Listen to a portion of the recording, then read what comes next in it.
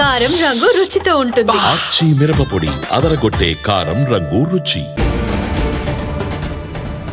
తెలంగాణకు కేసీఆర్ చేసింది మామూలు ద్రోహం కాదన్నారు ముఖ్యమంత్రి రేవంత్. ప్రజాధనం లూటీ చేసిన కేసీఆర్ ని ఏం చేయాలి అని సభలో ప్రశ్నించారు. ప్రజలపై 1,30,000 కోట్ల అప్పు వేశారని అన్నారు. కేసీఆర్ హరీష్ రావును శిక్షించాల్సిన అవసరం లేదా అంటూ సభ్యులను నిలదీశారు సీఎం. కేంద్రం నిధులిచ్చే ప్రాజెక్టులను కేసీఆర్ కాలదన్నారని అన్నారు. మేడిగడ్డలో బ్యారేజ్ నిర్మాణానికి ప్రధాన కారణం కేసీఆర్ మాత్రమే అన్నారు. 100 ఏళ్ల నాటి పోచారం ప్రాజెక్టు పటిష్టంగా ఉంటే కాళేశ్వరం మాత్రం 3 ఏళ్లకే కూలిపోయింది అన్నారు. కాళేశ్వరం ప్రాజెక్టులో అవినీతిపై సిబిఐ విచారణకు ఆదేశించారు సీఎం. కాళేశ్వరం నిర్మాణం నిర్వహణ లోపభూయిష్టమన్నారు సీఎం రేవంత్ రెడ్డి. ఆ విషయం స్వయంగా కేంద్రమే తేల్చిందన్నారు. మేడిగడ్డలో లోపాలపై అధికారుల అభ్యంతరాల్ని కేసీఆర్ పట్టించుకోలేదన్నారు. గ్రావిటీ ద్వారా నీరు తెచ్చే అవకాశాన్ని వదిలేశారన్నారు. కాంట్రాక్టర్ల కమిషన్లకు కక్కుర్తి పడ్డట్టు ఆరోపించారు. లిఫ్ట్లు తగ్గించుంటే ఖర్చు భారీగా తగ్గేదన్నారు.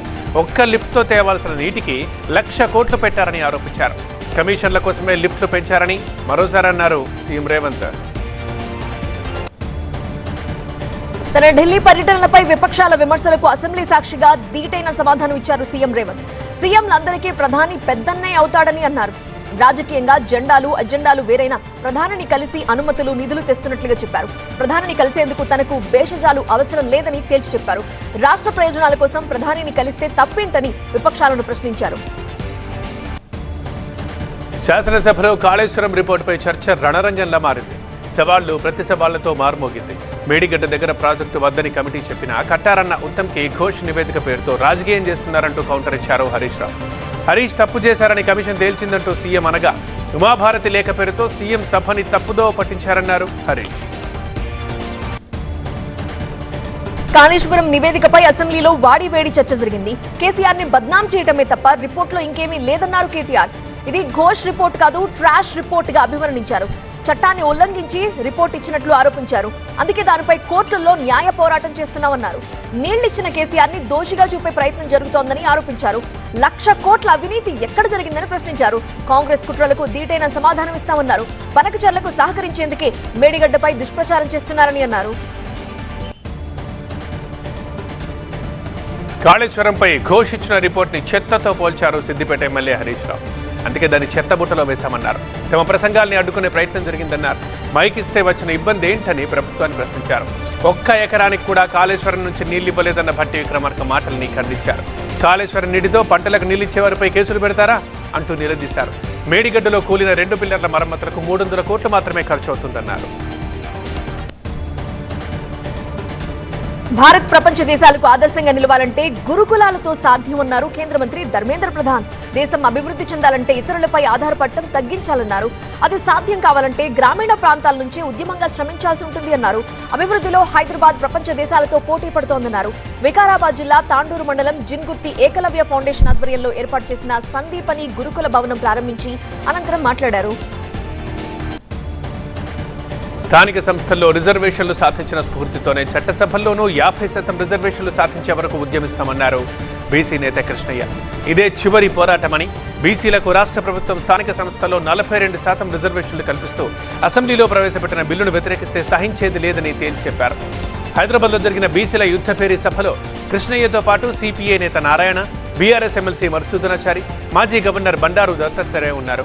స్వాతంత్ర్యం వచ్చిన తర్వాత దేశంలో జనగణన చేపట్టిన తొలి ప్రధానిగా మోదీ చరిత్రలో నిలిచిపోతారన్నారు దత్తాత్రేయ.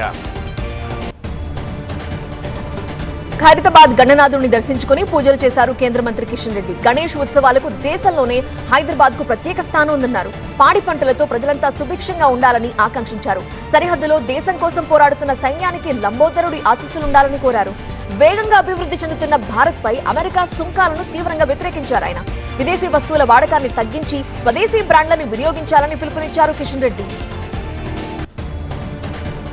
ప్రభుత్వం ప్రైవేటు విద్యా సంస్థల సమస్యల పరిష్కారానికి డిమాండ్ చేశారు ఏపీ ప్రైవేట్ స్కూల్స్ అసోసియేషన్ రాష్ట్ర అధ్యక్షుడు సుబ్రహ్మణ్యరాజు.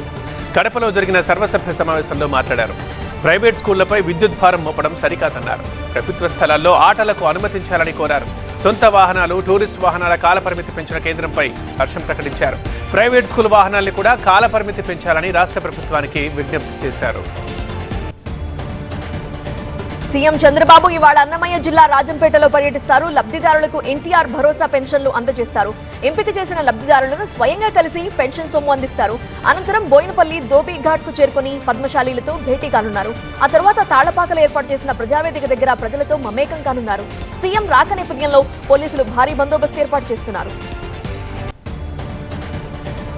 జగన్ హయాంలో ఏపీ 5 ఏళ్ల పాటు సర్వనాశనమైందన్నారు శ్రీకాకుళం జిల్లా పలాస ఎమ్మెల్యే గౌతు శిరీష. సీఎం చంద్రబాబు, ప్రధాని మోదీల సహకారంతో అధికారంలోకి వచ్చిన ఏడాదిలోనే కూటమి సర్కార్ అనేక సంక్షేమ పథకాలు కొనసాగిస్తోందన్నారు. ఎన్నికల ముందు ఇచ్చిన హామీలను ఇప్పటికే 80% నెరవేర్చామన్నారు. సూపర్ 6లో భాగంగా స్త్రీ శక్తి పథకంతో మహిళలకు ఆర్టీసీ బస్సుల్లో ఉచిత ప్రయాణం కల్పిస్తున్నామన్నారు. పెద్దపల్లి జిల్లా సుల్తానాబాద్ మండలం రేగడి మద్దికుంట, ఉప్పరపల్లి, దుబ్బపల్లి దగ్గర భారీ వర్షాలకు దెబ్బతిన్న రోడ్లని మరమ్మతులు ప్రారంభించారు అధికారులు. రహదారుల ధ్వంసంతో ప్రయాణికుల ఇబ్బందులపై టీవీ9 కథనాలకు స్పందించారు. యుద్ధ ప్రాతిపదికన రోడ్లకు మరమ్మతులు చేపట్టారు. రహదారుల ధ్వంసంపై ప్రభుత్వం దిగొచ్చేలా చేసిన టీవీ9కు స్థానికులు కృతజ్ఞతలు తెలిపారు. అనంతపురం జిల్లా గుంతకల్లు ఏరియా ఆసుపత్రి అంధకారంలో కొట్టుమిట్టాడుతోంది. విద్యుత్ సరఫరా లేక నవజాత శిశువులు, బాలింతలు తీవ్ర ఇబ్బందులు పడ్డారు. పిల్లలకు ఊపిరాడక అవస్థలు పడ్డట్లు బాధితులు చెబుతున్నారు. కరెంటు సరఫరా కోసం ఎవరిని అడగాలో తెలియడం లేదని ఆవేదన వ్యక్తం చేశారు. సిబ్బందిని అడిగితే సమాధానం చెప్పేవారే లేరన్నారు. జనరేటర్ అందుబాటులో ఉన్నా పనిచేయడం లేదని ఆరోపించారు. కడప నగరంలో గణేష్ నిమజ్జనం సందడిగా సాగింది. 5 రోజులు పూజలందుకున్న బొజ్జ గణపయ్యను ఒక్కొక్కటిగా గంగమ్మ ఒడికి చేరుస్తున్నారు. గణనాథుడి శోభాయాత్రలో డీజే పాటలు, కోలాటాలు, బ్యాండ్ బాజా భజంత్రీలతో భక్తులు చిందేశారు. దేవుని కడప చెరువు, కేసీ కెనాల్, పెన్నా నది ప్రాంతాల్లో వినాయక విగ్రహాలను నిమజ్జనం చేసి వినాయక అంటూ వీడ్కోలు పలికారు. నిమజ్జనంలో అవాంఛనీయ సంఘటనలు జరగకుండా పోలీసులు భారీ బందోబస్తు ఏర్పాటు చేశారు. హైదరాబాద్ పాత బస్తీలో గణేష్ నవరాత్రుల్ని శాంతియుతంగా జరుపుకోవాలని సూచించారు డీసీపీ స్నేహ. జేవీహెచ్ఎఫ్ ఆధ్వర్యంలో పేదలకు రేషన్ కిట్లు అందజేశారు. 11 లక్షల విలువైన సాయం అందజేసిన ఫౌండేషన్ ని అభినందించారు. పేదలకు అండగా నిలుస్తున్న ఫౌండేషన్ మున్ముందు మరిన్ని సేవా కార్యక్రమాలు చేయాలంటూ ఆకాంక్షించారు. కూకట్పల్లి బాలాజీ నగర్ లో గణేష్ నవరాత్రి ఉత్సవాలు ఘనంగా జరుగుతున్నాయి.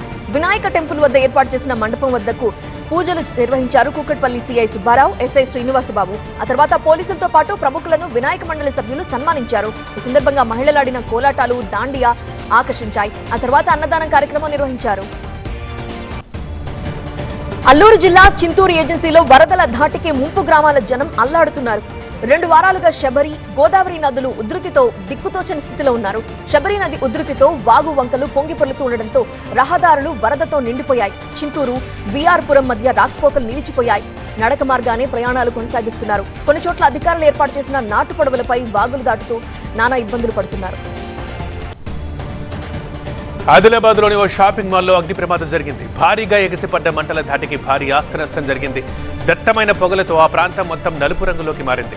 అప్రమత్తమైన ఫైర్ సిబ్బంది మాల్లో మంటలు ఆర్పేందుకు గంటల పాటు శ్రమించి ఆర్పేశారు. నిర్మల్ జిల్లా భైంసాలో పేకాట కేంద్రంపై పోలీసులు దాడులు చేశారు. 7గురిని అరెస్ట్ చేసి వారి నుంచి 22,000 నగదు, సెల్ ఫోన్లు స్వాధీనం చేసుకున్నారు. చట్ట వ్యతిరేక కార్యకలాపాలకు పాల్పడితే కఠిన చర్యలు తప్పవని హెచ్చరించారు. ఈడీకి వ్యతిరేకంగా నిరసన బాట పట్టింది ఆమ్ ఆద్మీ పార్టీ. ఢిల్లీలో ఆప్ నేత సారా భరద్వాజ్ పాదయాత్ర చేపట్టారు. ఈడీని ప్రతిపక్ష నేతలపై ఆయుధంగా మాట్లాడుతున్నారని ఆరోపించారు భరద్వాజ్. ఈడీకి వ్యతిరేకంగా కరపత్రాల్ని పంచారు. ముంబైలో వినాయక ఉత్సవాలు ఘనంగా జరుగుతున్నాయి. లాల్ బాగ్జా రాజా గణేష్ విగ్రహాన్ని ప్రముఖులు సందర్శిస్తున్నారు. BJP president Nadda, MNS chief Raj Thackeray Ganesh విగ్రహానికి ప్రత్యేకంగా పూజలు చేశారు. హర్యానా సీఎం నాయబ్ సింగ్ సైని శ్రమదానం చేపట్టారు. కురుక్షేత్రలో రోడ్లు ఊడ్చారు. పార్టీ కార్యకర్తలతో కలిసి చెత్త ఏరేశారు. సైకిల్ తొక్కి ఉత్సాహపరిచారు. స్వచ్ఛ భారత్ లక్ష్యాన్ని సాధిద్దామంటూ పిలుపునిచ్చారు. కేరళలో ఏనుగు గుంతలో పడిపోయింది. ఎర్నాకులంలోని నివాస ప్రాంతం దగ్గర ఘటన జరిగింది. ఫారెస్ట్ సిబ్బంది ఏనుగును బయటకు తీసేందుకు తీవ్రంగా ప్రయత్నించారు. ఏనుగుని క్షేమంగా బయటకు తీయడంతో అంతా ఊపిరి పీల్చుకున్నారు. జమ్మూ కాశ్మీర్ ని వరదలు విడిచిపెట్టడం లేదు. రాంబన్ ప్రాంతంలో కల్లోల పరిస్థితులు నెలకొన్నాయి. క్లౌడ్ బరస్తో ఎక్కడికక్కడ రోడ్డు ధ్వంసమయ్యాయి. ధాటిగా ప్రవహిస్తున్న వరద భయభ్రాంతులకు గురిచేస్తోంది. వరదల ధాటికి ఇటీవలే ఆర్మీ నిర్మించిన బేలీ బ్రిడ్జ్ ధ్వంసమైంది.